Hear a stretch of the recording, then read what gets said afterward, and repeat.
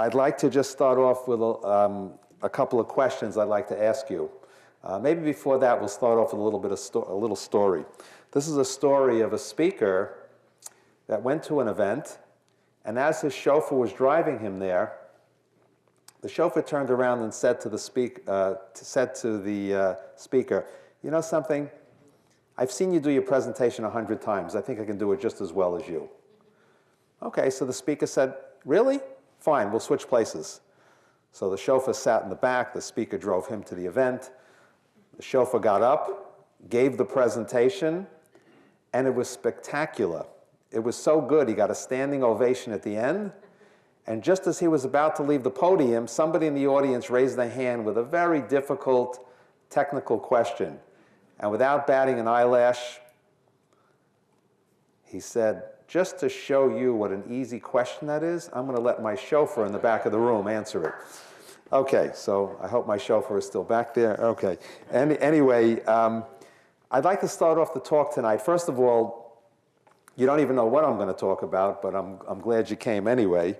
But just to satisfy my curiosity, I'd like to ask you the following questions. Please, by a show of hands, respond. Regardless of what your level of education is, whether you completed junior high, high school, college, master's, doctorate, postdoctorate, how many people here, through all the years of schooling they may have had, learned in school how to safely change a flat tire? Anybody? Really? Okay. A couple of people actually learned that. Amazing. How many people here learned in school or knew when they came out of school the difference between a mutual fund, an annuity, a stock, a bond? Anybody learn that in school? Anybody come out with that knowledge? Probably not. Okay. How many people here actually learned how to listen in school? In other words, listening is a skill. It doesn't come automatically. You have to be trained to be a good listener. And you might have learned how to read and how to write. We probably didn't learn how to speak in school or to listen, but these are critical skills that really are very important to our personal and professional success in life. Our relationships hinge on being good listeners. And nevertheless, it's something we're really not trained in. It's something we really don't learn in school. And there's a big difference between listening and hearing. Hearing is automatic. As soon as a baby is born, it hears. But to learn how to listen is really a skill. The last question I'd like to ask you is this. How many people here learned how to eat properly in school? How to have a healthy, nutritious lifestyle, how to have a healthy lifestyle? Probably never learned it. Probably never really got into it in school. So what I'm trying to point out, not to fault the educational system in any way, but there are a lot of practical, important, lifelong skills that were never taught in school. No matter how many years you've been in school, learning how to eat well, how to be healthy, is probably not part of the picture. Anyway, I could help you maybe with the last part. I'm the author of a book called L'Chaim, 18 Chapters to Live By. It was written for the Jewish community. Baruch Hashem, it's been successful. People have benefited. People have changed their lives from the book. More importantly, people have enjoyed reading it because it's a very readable, practical book with stories and a lot of interesting things that people can learn from. It's based on my 25 years of experience as a clinician, as a practicing nutritionist. I have it available here for a book signing at the end if anybody's interested. Each chapter is devoted to different aspects of health, nutrition, how to get a good night's sleep, heart health, how to keep your brain healthy, how to reduce your stress, all from a Torah framework with some very nice haskamas from many leading Rabbanim. So I hope it might be of interest to you, or it might be of interest to a child, a family member, a friend, a relative, a neighbor, a wonderful gift item. It's over 200 pages, and I think you would get a lot out of it, so please keep that in mind. I have some literature that you can take at the end, some promotional literature, and also for coming tonight, I prepared a very special page on tips for healthy eating, which I'll talk to you a little bit more about. Basically, for those of you that are interested in good health and maintaining your health, there is a particular way of eating today that almost all the scientific research and studies have documented as being probably the best way of eating. Now, you know there are a lot of different schools of thought out there when it comes to nutrition, and a lot of different things that people do and try and believe in. But I can tell you, based on my experience and based on the current research, the Mediterranean way of eating seems to top the list in terms of reducing the risks of having better cardiovascular health, reducing the risk of a lot of illnesses that are very common in today's world. So I prepared a page for you that you can take highlighting some of the basic concepts of the Mediterranean way of eating. So I hope you'll benefit from that. So that's one thing I want you to take. So what today is wrong with the way we eat? Basically, the focus of the talk today is really how to integrate diet. I don't like to use the word diet. Matter of fact, I never in 25 years of practice have put anybody on a diet. First of all, diets don't work. Anybody who's been on a diet knows they will often lose weight, but most people will regain the weight and then some. Also, if you ever looked at the first three letters of the word diet, okay, it's not such a good connotation there. So basically, I don't recommend diets, but I do recommend a healthy outlook and a healthy lifestyle. And if your focus is on being healthy, then your eating choices and the things you do will probably be better ones as well. I just want to share with you a quote in the book of Devarim. The Torah writes, "V'nishmartem miod lenafshasechem," which can be translated to mean, you should guard your souls very carefully. And the Torah Tamima refers to Talmudic discussions both in Brachos and Sanhedrin to elucidate how this verse, in fact, teaches the importance of guarding our bodies and our health. So really, that's what we're trying to do. I want to just share with you one other quote. This is in the Mishnah Berurah. The Mishnah Berurah is citing the Shloah HaKadosh. He says, a person should eat and drink only to give support and to give health to his body, to prepare for the service of the nefesh. And by doing this, every one of his meals is a sudas mitzvah. Imagine that? If your intention when you sit down to eat is to nourish your body so you'll enable the neshama that Hashem blessed us with to be able to fulfill its mission, right? Because the neshama needs a vehicle. It needs a healthy body. And without a healthy body, we're incapable of doing the mitzvahs. So our avodas Hashem is really contingent on having a healthy body. So we have an obligation, a responsibility to the body and to the neshama to keep the body healthy so the neshama, the nefesh, could do the avodas Hashem.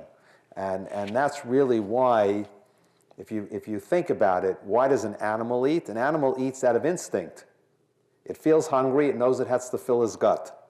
So that's why an animal eats. A human being, though, hopefully can take eating to a higher spiritual level. And when we do eat, we should think of the main purpose of eating, and the main purpose of guarding our health is so that we should have the health and the strength to be able to serve Hashem. So if a person thinks about this before he eats or while he's eating, so as the Mishnah Berurah states here, citing the Shloah, then the actual meal becomes a sudas mitzvah. Every mouthful, every bite is a mitzvah. And by the way, this pertains to everything we do. If we go out to exercise, what's the purpose of exercising? Same thing. To strengthen the body so we can serve Hashem. Before going to sleep at night, if we have the thought in our mind, we're sleeping now so we can be well rested, so we can get up and do mitzvahs the next day. So then even the hours of sleep become a mitzvah in itself, if we have the right kavanah, the right intention when we do these things. So hopefully, leaving here tonight, maybe we can reflect on this, and when we sit down for a meal or a snack, we can have a higher purpose in mind. Okay, having said that, I'd like to go back to just some things tips I want to give you. One of the problems today with our eating is that we moved away we've steered away from a whole food diet. All of the cultures in the world, if we look back to traditional eating of any culture, it was always based on a whole food diet.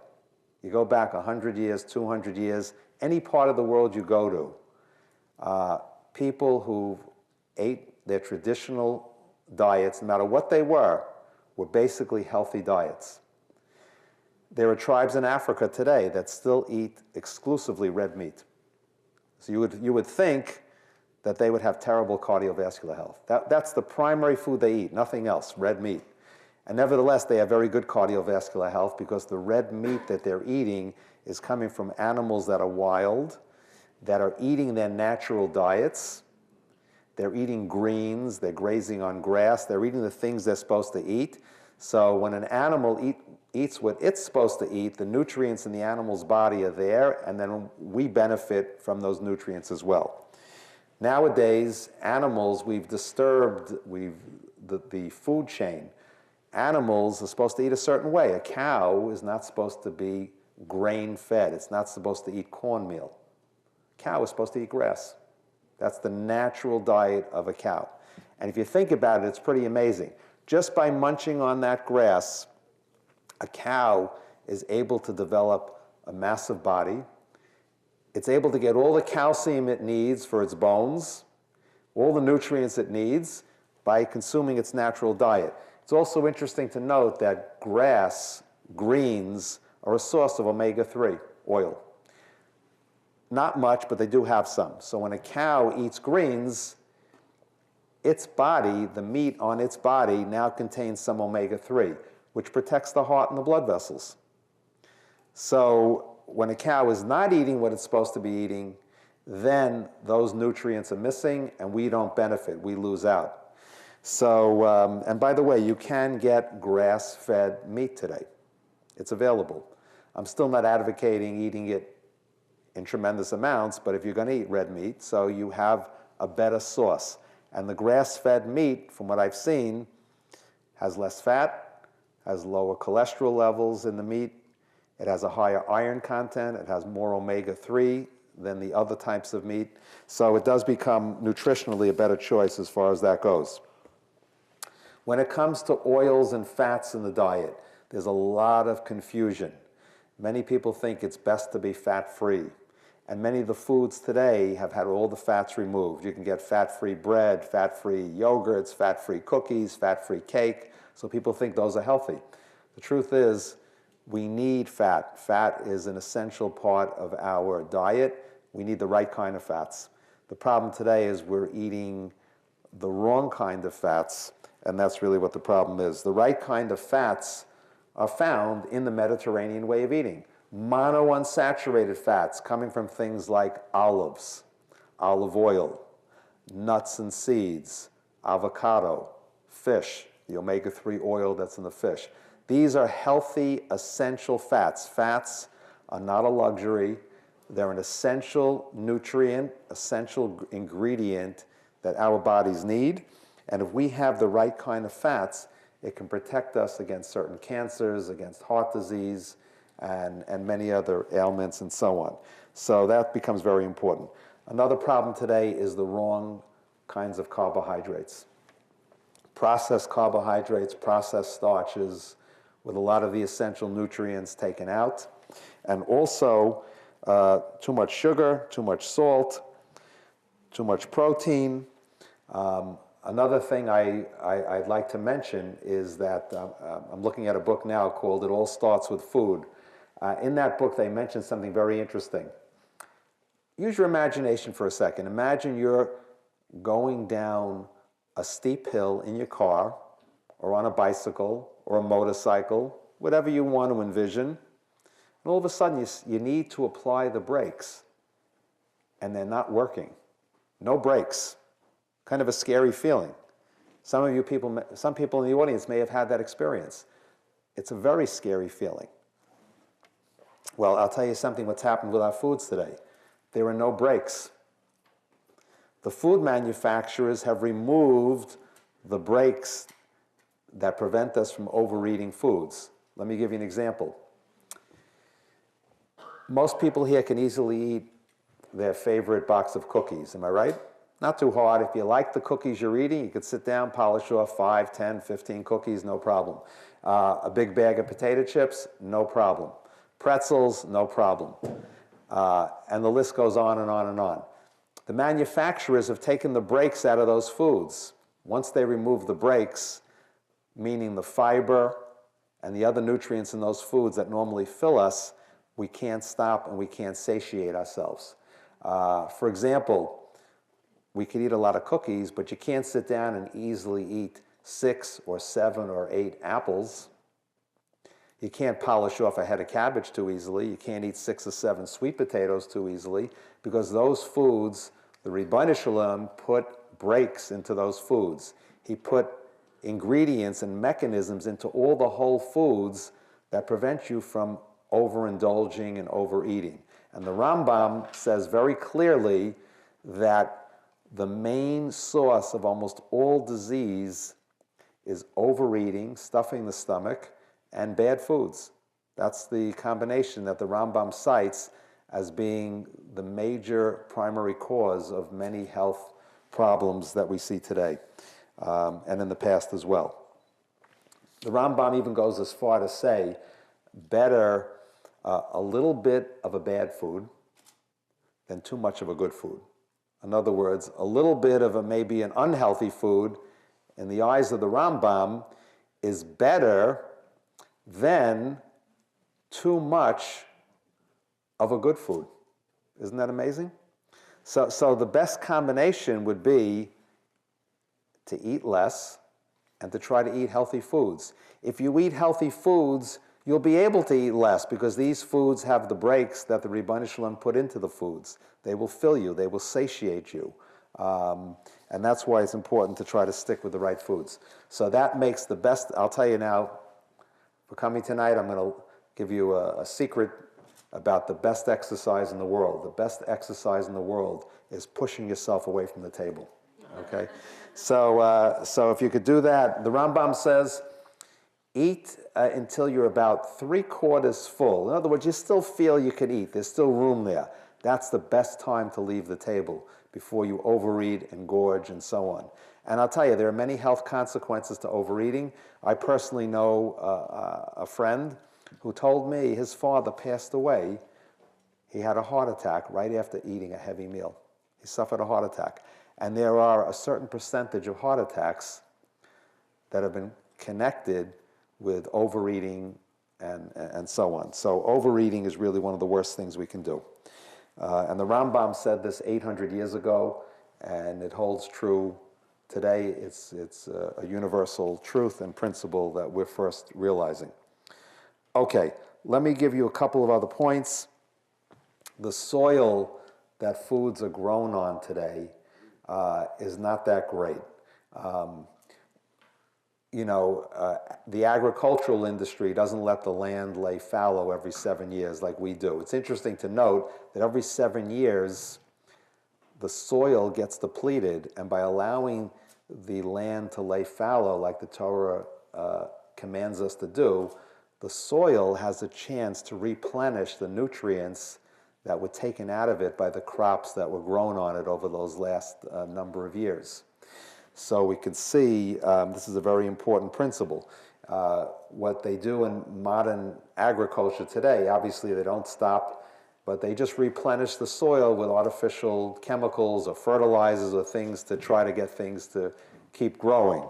So we don't have the best soil and things like that. And then, of course, there's handling and transportation of foods. Do you know that when a head of spinach gets pulled out of the ground, somewheres in the Midwest, one day after that head of spinach is pulled out of the ground, it loses 50% of its vitamin C content.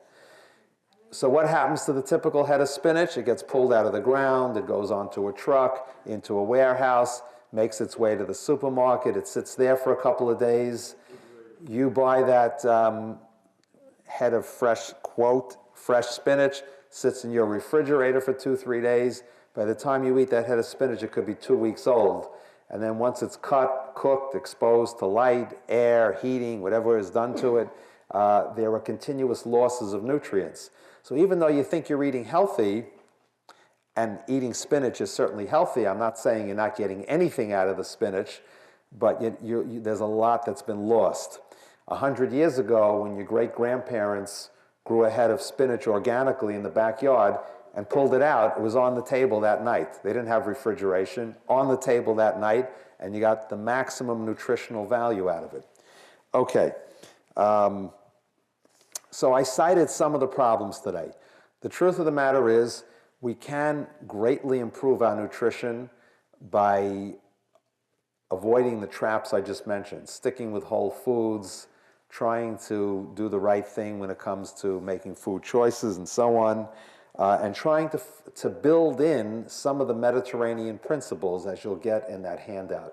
Basically keeping the diet colorful fruits and vegetables, healthy fats, using meats and proteins as a side dish instead of a main dish, cutting back on sugars, avoiding white flour products, sticking with whole grains, and so on and so forth. You'll see the Mediterranean principles are very, very sound, very balanced, and they work. And the results have been there, and the studies show that they do get results. Now, I wanted to talk a little about supplements. So let's say we are eating as well as we can. We're following these Mediterranean principles. By the way, they say that frozen vegetables are probably more nutritious today than the fresh, because when they pull the head of spinach out and they're going to freeze it, they flash freeze it right away, so the nutrients are better preserved. So you may want to think of using fresh and frozen, but frozen carry a lot of weight in today's world as well. Canned are not as good. I prefer probably frozen over canned due to the salt and sugar content, and even the ingredients in the canning and stuff like that may be a drawback. But I would say that if that's the only way a person would eat vegetables, I would say go for it. You know what I mean? But if it's convenient and you do, that's a good way to get them in. So it's probably better than not eating them.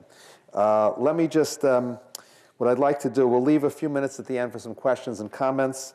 I'd like to talk a little about supplements now. So based on, we have these good, healthy eating principles now, as I just discussed. The question is, what role should supplements play, if any? Well, as I mentioned to you earlier, even if you're eating very healthy, you could still have nutritional deficiencies. We need many, many different nutrients on a daily basis. What they call macronutrients, micronutrients, nutrients we need in large amounts like calcium, potassium, magnesium, and then we have trace minerals, micronutrients like selenium, iodine, copper, things that we need small amounts of, but we need these nutrients on a daily basis. For every nutrient you might become deficient in, if the deficiency holds up for a long enough period of time, it will ultimately lead to some disease in the body. We all know if you don't get enough calcium, it's going to affect the bones. If you don't get enough magnesium in your diet, it could affect the cardiovascular system. And if you don't get enough beta-carotene or lutein, it could affect your eyes, and you could be more prone to macular degeneration, cataracts, glaucoma, and so on and so forth. So every nutrient will affect the organs in the body in some way if we're not getting an optimal amount of that nutrient. Many people today are deficient in different nutrients. And that's what I want to talk about right now. I want to just sort of conclude the talk with what I call core nutrients. What I mean by core nutrients, they're important ones, as they all are, but these are hard to get or more challenging to get even if you're eating well. And these are ones that people are more prone to be deficient in. So I'm going to give you a little overview of some of the core nutrients. It's not necessarily an exhaustive list, and it's just general information. There could be many things that people could be deficient in, but in my practice and based on my research, the number one that stands out way on the top of the list, vitamin D, as in David. Some people in this room may have had their vitamin D levels checked. I would assume that many people have found that they're probably low and don't have enough vitamin D. Vitamin D, they've discovered, is really not a vitamin, it's a hormone. And there are many receptor sites throughout the body, many organs and systems in the body that need vitamin D. So if you're not getting enough, those organs and those systems will suffer. Vitamin D has been linked, I should say vitamin D deficiency has been linked to increased risk for cardiovascular disease, certain cancers, bone and joint problems, an impaired immune system, and the list goes on and on and on. There are many, many things that vitamin D is very vital for. Most people are not getting enough. This is where, we'll take questions in a little while. This is where a supplement could play a very valuable role to you, okay?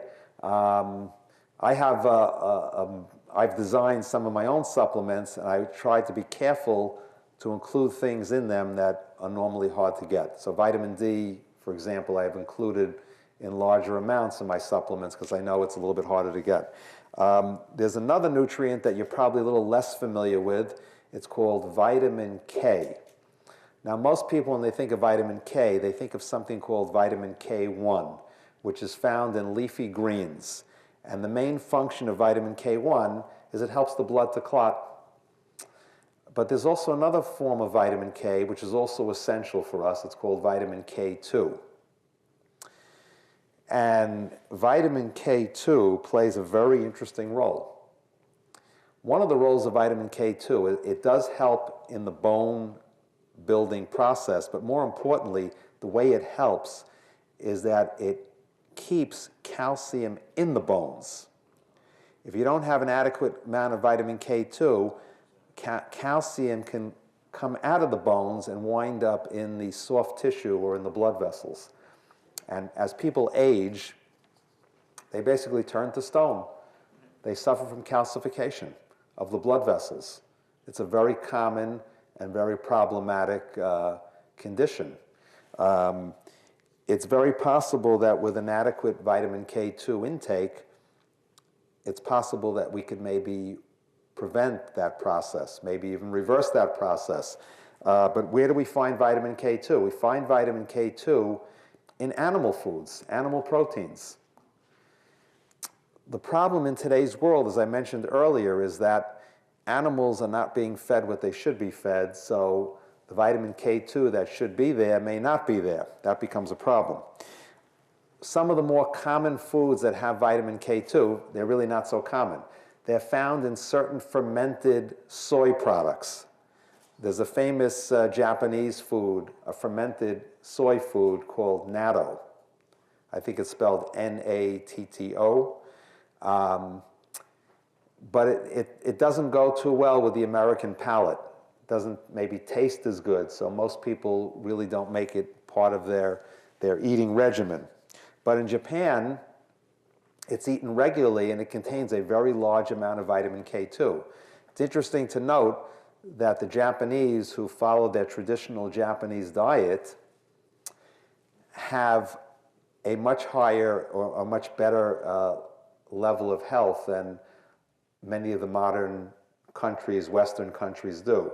Their traditional diet is a very healthy diet, and it does contain a good amount of K2, and they have excellent bone health, despite the fact that dairy is really not a traditional part of the Asian or the Japanese diet. Their kids don't grow up on the traditional diet drinking 4 or 5 or 6 or whatever glasses of milk a day that we're supposed to drink. And despite all the calcium that we have in our diet, the milk and the cheese and the yogurt and the pizza and the ice cream and all the calcium supplements that people swallow, our bones are falling apart. Many people have osteopenia, which is a precursor to osteoporosis, and so on and so forth. And nevertheless, in Japan, things like heart disease, cancer of the prostate, breast cancer, and bone problems really don't exist for those Japanese that maintain their traditional way of eating. When the Japanese come to this country and they adopt a Western diet, a Western lifestyle, they get the same exact diseases and at the same ages as we tend to get them. So we could see something very interesting happening there. There are certain cheeses, believe it or not, that are cultured in a certain way that they can contain some vitamin K2. One of them that I've heard of recently is something called Gouda cheese. I heard also that brie cheeses may contain vitamin K2, and somebody told me recently that Edam cheese Edam, yeah, is another cheese that may contain it. But I saw some sources for Gouda. It may have to be researched a little bit more. But other than the fermented the fermented Japanese foods, natto, miso may have a little bit. That's another fermented Japanese food product. Tempeh is another fermented Japanese soy food product that may contain a little bit. And then it's possible that some of the grass-fed animals may contain some vitamin K2. And then there are supplements that people can take that contain vitamin K2. It's something that I included in all my supplements because I felt, based on my research, that people were somewhat deficient in it. We are not eating fermented foods like we used to eat. People used to make sauerkraut. The sauerkraut we get today is not made the same way. Although there might be some companies out there that do make it in a more traditional way, and you may get it that way. Or you may get other good things from the sauerkraut, not necessarily vitamin K2, but that brings me to the next core supplement, is something called probiotics, friendly bacteria.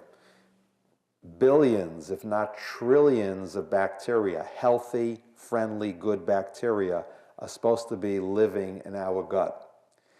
Unfortunately, most people have what they call a dysbiosis. We have the bad or the unfriendly bacteria has gotten the upper hand, and the good bacteria is really not in the amounts it should be. And when that happens, it could affect a lot of things in the body. It could affect immune health, digestive health, and the list goes on and on. So I would say that, once again, this is another area where you might, in today's world, you may have to rely on a supplement. Again, I'm talking core supplements, things that you can't easily get from foods. You could eat yogurt. The commercial yogurts put in some probiotics, maybe not that much. Usually they come with a lot of sugar also and other ingredients. But there are some good quality probiotic supplements that could fill a gap for you in this area. Omega-3, another essential nutrient that, unless you're eating fish a couple of times a week, you could have a deficiency in omega-3. So either you could eat more fish, or you could maybe take a supplement. If you can't eat fish, you don't like fish, there are omega-3 supplements. And the last nutrient I want to talk about very briefly is vitamin B12. As we get older, it becomes harder to absorb vitamin B12 from the foods. We have lower hydrochloric acid levels in the stomach, which is needed to separate or extract the B12 from the foods that it's in. And therefore, you can get tested, get your blood levels tested for vitamin D, for B12. And if you're deficient, you could either get B12 injections or you can get a high dose of vitamin B12 in a supplement form. You know, your doctor could maybe advise you on the amount, but if the dose is high enough, over time it could bring your blood levels up of B12. If your B12 is deficient, if you're low in B12, it could affect your cognition, it could affect your memory, it could affect your cardiovascular health, you know, many implications to a low B12 level. I even heard it said once that a severe deficiency in B12 could create symptoms that look like Alzheimer's. And it might be nothing more than a B12 deficiency, but maybe it wasn't checked. So that's why these levels should be checked. Don't assume that you went to the doctor and they did blood work that everything was checked. Many times B12 or vitamin D levels are not checked. So you have to ask your doctor to please check those. Okay, so I would say, just to wind up the talk and maybe take some questions or comments, You have the Mediterranean principles for good eating, and you have the core supplements that I just mentioned that would hopefully make your nutritional program more comprehensive. I do have some information on the table there. We'll take questions first. At the end, you're welcome to take some of the handouts I have, and you could look at some of the supplements. I also have the book there. And let's open up to maybe some questions. Before I do that, I just want to just briefly announce for those that are watching, for anybody that may want to contact me with a question or a comment, they can reach me at 718-544-4036. The email address is R as in Robert, M as in Michael, Shields, SHIELDS, 62 at verizon.net. Okay, let me, yeah. The minimum requirement levels for K2 and for D3. Okay, so for vitamin K2, I think the RDA, the recommended daily amount, I believe is about 80 to 100 micrograms, which is not a lot, not a lot. I have a multivitamin supplement called VitaShield, which it's been available for about 8 years. I've changed the formula 3 times in the last 8 years to try to keep up with the latest research. I currently have 60 micrograms of vitamin K2. Also, I want to let you know there's different forms of vitamin K2. There's something called MK4 and MK7. MK7 is the natural form, and it stays in the blood for a longer period of time than the MK4. So that's the one I used in the supplement that I formulated.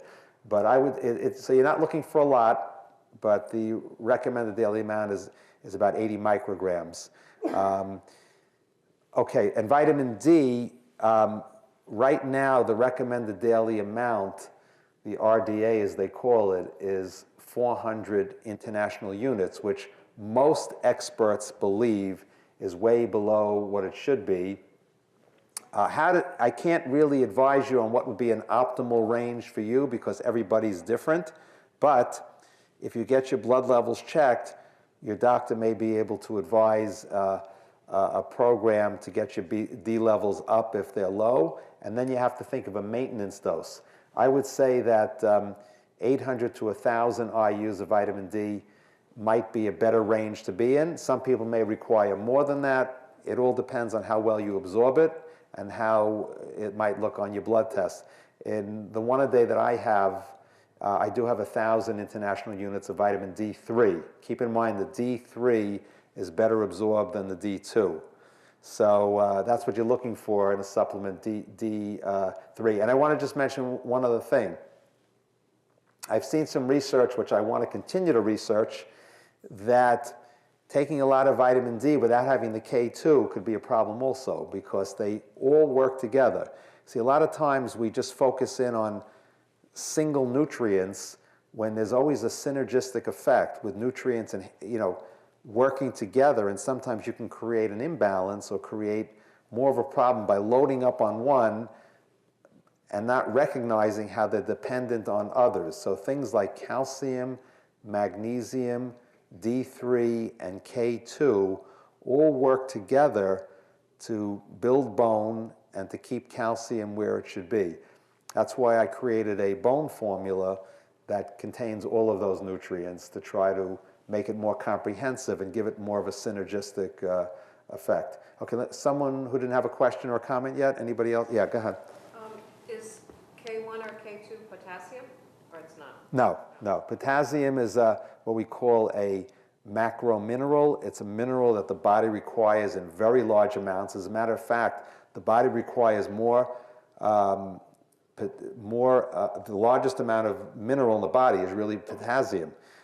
The requirement is something like 3,500 milligrams a day, whereas calcium is only about 1,000 milligrams a day. So we need a lot more potassium than calcium even. But it's a very important mineral as well for cardiovascular health and blood pressure regulation and so on. Okay, again, you got to put things in perspective. The foods we eat, the quality of the sleep that we get, the exercise that we do is the ikr, and the supplements are the tuffle. I mentioned core supplements because I don't believe in people taking a lot of supplements. I'll just tell you a story. In my practice, I once had a man, anytime I counsel anybody, I tell them, bring in whatever supplement you're taking. I want to see what you're taking. So one guy came in, it's a true story. I think I wrote it up in my book also. He came in with a suitcase. He put it on my desk, he opened it up, there were 40 bottles in there. So the first question I had for him is, how long does it take you to swallow those pills? He said, I spend 20 minutes a day. Imagine 20 minutes sitting down every day and swallowing pills. And then it piqued my curiosity. I had to see what he was taking. So I looked at every bottle. And I'll just tell you one thing. He was taking a green tea supplement. You know, the green tea leaf ground up into a powder in a capsule. So he had a green tea supplement. He was taking a garlic supplement. He was taking fish oil supplement. He was taking ginkgo biloba. His doctor also had him on aspirin. Now, does anybody know what those things all have in common? Blood thinners, right. So I said to him, do you know that you're taking a lot of things that thin the blood? Now, don't get me wrong. There's nothing wrong with having the blood a little thinner, anti-clotting, things like that, a little bit of garlic. Beautiful. But I said, you're taking a lot of things that all have the same mechanism, including the aspirin that the doctor gave you. And he said to me, you know something? I've been having a lot of nosebleeds lately. And he even told me that one time he had such a bad nosebleed, he had to go to the hospital. And even in the hospital, they had trouble stopping it. They had to insert a balloon in his nose and blow it up to prevent the bleeding, stop the bleeding. So I said to him, well, that's, you know, you're overdoing it. I would cut back on these blood thinners. I would let your doctor know what you're taking, and I would even get like a clotting, you know, there's a blood clotting test you can get to see how quickly your blood clots and so on. So all I could say is many people do self-supplement. They read something in a health magazine, they go into a store, somebody tells them this, and before you know it, every week they're coming home with more bottles. What I try to do, or what I advise people, is to be very prudent when it comes to supplements, to really just try to use them in a sensible way to get, you know, good quality supplements. Less is better than more sometimes. That's why I've tried to modify or update my formulas based on the research. Either I lessen ingredients or I increase ingredients, that kind of thing. But really, that was the main purpose of my talk tonight, is to focus in what I think are some of the core things. Many other things you can get from good food, from, you know, if you're choosing better foods, you could satisfy a lot of nutritional needs through a better diet, but there are areas that I mentioned, probiotics, vitamin D, K2, omega-3, and B12, where people could fall short, and this is where supplements may help fill an important gap for you. So, but you're bringing up a good point. Any other comments or questions? Yeah. You mentioned things working synergistically for bone health. Like, are we still growing bone? I thought that... No, you are still growing bone. Every 7 years you get a brand new skeletal system. And the truth is, bones are living tissue. They're not rocks in your body. Bones are constantly the bone cells are dying, bones are constantly being worn out, worn away, and the body is constantly regenerating bone tissue. In order for you to build healthy bone tissue, regardless of what age, or to slow bone loss, there are nutritional factors, there are exercise factors that can help you with bone health and bone density. Okay, even weight-bearing exercises at any age, as far as I know, will increase bone density. Okay, they know when astronauts go up in space, they come down, they see they've lost bone mass because they're floating, there's no gravity, there's no force on the skeletal system.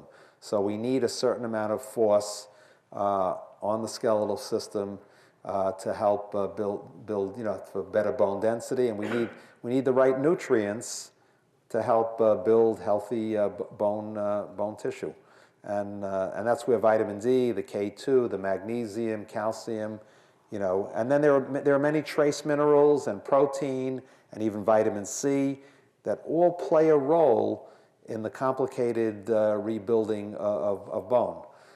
Anybody, the lights are shining on me, I can't see in the back. Is there anybody in the back there that has a question? I can't see your hands, so if you want to just, anybody behind this light back here? The vitamin B12, and what foods is that found in? Okay, it's in all the foods that most people eat every day unless you're vegetarian. It's in fish, chicken, meat, turkey, eggs. It's in dairy products. But even though you're eating these foods every day, you can still be deficient because, as I said, as you get older, there's something called intrinsic factor, a certain mechanism in the stomach, the hydrochloric acid, that extracts B12. And if you don't have enough of that, you could be deficient. So your doctor should check your levels. Also, keep in mind that there's a range on B12. It starts maybe down in the lower 200s. It may go to 1,000 on the lab test. You want to be like at least in the middle of the range. If you're on the lower end, it may not be that great either. So you want to get a little bit higher up in that range. Yeah. What about the vitamin K2? Where is that? Where would you find that? In foods? Okay, so it's not in that many foods. I mentioned certain cheeses, certain fermented soy products, animal proteins, meat, chicken, things like that. But because of how animals are raised nowadays and without the right foods in their diet, whether the vitamin K2 is really there is questionable. The body can sometimes convert, I think, the vitamin K1, which you get from leafy greens, into K2, but you may not get enough of a conversion to give you the amounts that you might need. So a supplement may be important. The only people that have to be a little bit cautious about vitamin K, either K1 or K2 or any kind of K supplement or even K in foods, is people who are on Coumadin, because vitamin Ks are antagonistic to the drug Coumadin. So if you're taking the drug Coumadin, you have to really be very careful and discuss with your doctor about your food or vitamin intake when it comes to the vitamin K vitamins. Yeah. I know maybe you mentioned it, I just stepped out for a second. What about a pregnant woman? What type of vitamins do they need to take? Okay, so if somebody is pregnant, they should really be in touch closely with their doctor. The doctor should hopefully, suggest a good quality prenatal, and the prenatal should also contain some omega-3 fish oil. I think they might recommend the DHA, but you should look into that with your doctor, and it should be at least a good prenatal with some either fish oil as part of it or a separate omega-3 fish oil that would be appropriate for someone who's pregnant. What do you think about wild or farmed fish? I would say when it comes to wild or farmed, wild would be a better choice, although they say that even in the farmed, I know there are problems with farmed fish, but they also still have the omega-3 content, so you might be able to argue the point that the benefits may still outweigh the risks even in farmed, but I would still be, I wouldn't go overboard with the farmed. I would try to use more of the wild when you can. Most of the canned salmon, maybe 80% of it is wild, where most of the fresh salmon you buy, about 80% of it is farmed. So, but the main thing is to get different kinds of fish in and to try to eat more fish. Tuna is the only one I caution people about in terms of its being a higher mercury containing fish. So if instead of eating the tuna, you switch to sardines or salmon or mackerel or herring or some other kind of fish to replace the tuna, those would be probably better choices to avoid the mercury. I want to just conclude on a certain note that I was thinking about today. This is a little bit of a switch in topic. Again, I'll be around at the end for the book signing, if anybody that might be interested, or questions on the supplements. There are handouts there. There are 3 handouts. There's a card if you want to contact me. But I'd like to conclude on a different note. We're all very aware of the terrible tragedies that are taking place in Eretz Yisrael every day. I don't know how it couldn't affect everybody in some way. heart-wrenching tragedies. And I recently heard a talk from Rabbi David Goldwasser, and he said that a lot of times we feel helpless in what we can do, but the truth is, he said that even a small act or something we take on could make a difference, a big difference. So I'd like to conclude by having us maybe think of something we could do. I'm talking something on a spiritual level. It could mean maybe some extra learning. It could be an extra kapitel tehillim you say during the day, giving extra tzedakah, shmiras halashon, anything you could think of, anything you can do. Don't think it won't make a difference, because it will.